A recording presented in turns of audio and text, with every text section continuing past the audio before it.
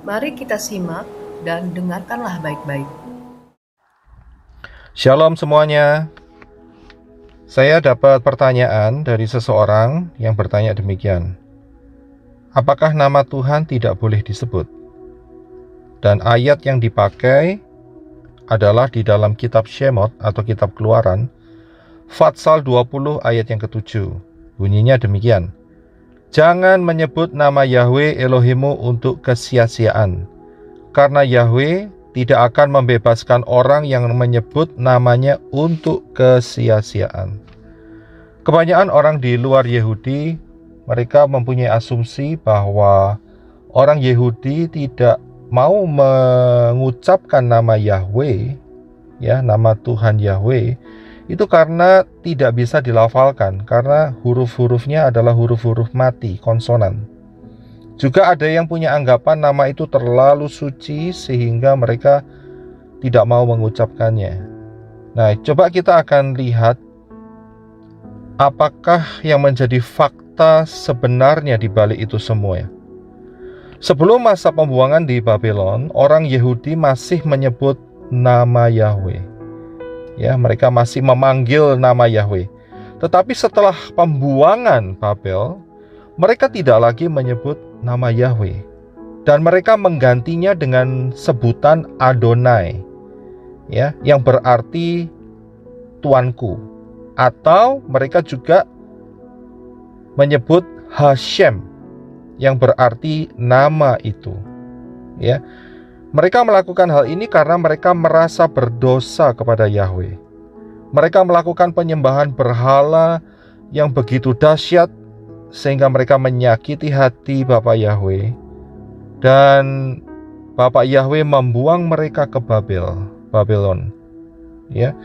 Nah, setelah mereka kembali dari pembuangan Babel 70 tahun, ya, pada masa Nehemia, mereka mengganti, tidak lagi mau mengucapkan nama Yahweh, tetapi menggantinya dengan Adonai dan Hashem.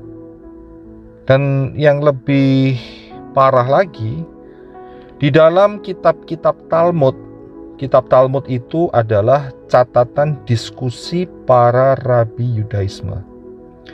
Nah, kitab Talmud ini, ya, dibuat setara dengan Tanak.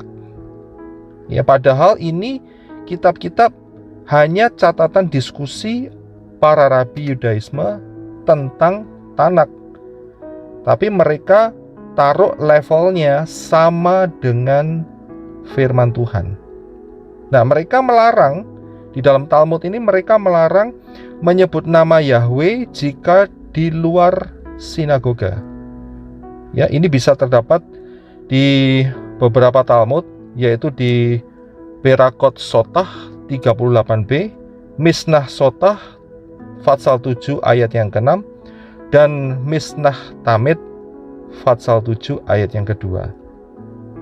Jadi mereka melarang tidak boleh mengucapkan nama Yahweh di luar daripada sinagoga. Ya. Nah, sebetulnya kalau kita lihat, ini adalah cara si Satan supaya umat manusia itu nggak tahu dan juga tidak kenal akan nama pencipta langit dan bumi, yaitu Yahweh. Ini adalah upaya daripada si Satan dan malaikat-malaikatnya yang jatuh, ya, malaikat-malaikat yang dibuang dari sorga karena mereka memberontak kepada Bapa Yahweh, supaya umat manusia, orang-orang, tidak lagi mendengar nama ini, tidak lagi kenal nama ini, ya. Dan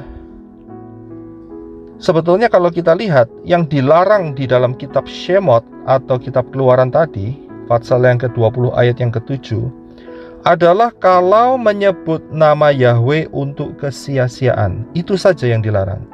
Contohnya, misalnya nama Yahweh dibuat lelucon. Ya, ini yang tidak diizinkan oleh Bapak Yahweh. Ada orang yang di atas mimbar, mereka melecehkan nama Yahweh, diganti yang aneh-aneh, ya. Ada yang, ya saudara, saya nggak berani menyebutkan lah. Dan juga ada yang untuk kepentingan politik. Ya, mereka menggunakannya untuk kepentingan politik. Dan juga ada yang menggunakannya untuk hal-hal yang tidak mengagungkan Bapa Yahweh di sorga. Nah, ini adalah hal-hal yang tidak diizinkan oleh Bapa Yahweh. Ya, untuk hal kesia-siaan. Nah, kalau kita mau lihat sebetulnya apa sih isi hati daripada Bapa Yahweh, kita coba lihat di dalam kitab Tehillim atau kitab Mazmur pasal 105 ayat yang pertama. Dikatakan demikian, bersyukurlah kepada Yahweh, serukanlah namanya, beritahukanlah perbuatan-perbuatannya di antara bangsa-bangsa. Ya, coba kita lihat satu ayat lagi. Di dalam Dibre Hayamim Aleph atau 1 Tawarikh 13 ayat yang ke-6 berbunyi demikian. Kemudian Daud dan seluruh orang Israel berangkat ke Baala Kiryat Yeraim yang termasuk wilayah Yehuda untuk mengangkut dari sana tabut Elohim Yahweh yang berdiam di antara para kerub, garis bawah ini, yang namanya itu diserukan. Ya, jadi ini adalah kerinduan daripada Bapa Yahweh untuk namanya diserukan, untuk namanya diperdengarkan, supaya banyak orang mendengar dan boleh menjadi percaya kepada Bapa Yahweh. Karena apa? Karena di dalam nama Bapa Yahweh, dalam Yeshua HaMashiach, ada keselamatan kekal. Ya, kita coba buka ayatnya, ada di dalam kitab Yoel pasal kedua ayat yang ke-32a. Berkata demikian, dan akan terjadi setiap orang yang berseru kepada nama Yahweh akan diselamatkan. Jadi setiap orang yang berseru kepada nama Yahweh akan diselamatkan. Setan atau malaikat-malaikat yang jatuh pengikut-pengikut daripada Lucifer, mereka tidak mau manusia diselamatkan. Setan atau Satan mempunyai agenda mencuri, membunuh, dan membinasakan. Tetapi Yeshua datang untuk memberikan kelimpahan dengan luar biasa.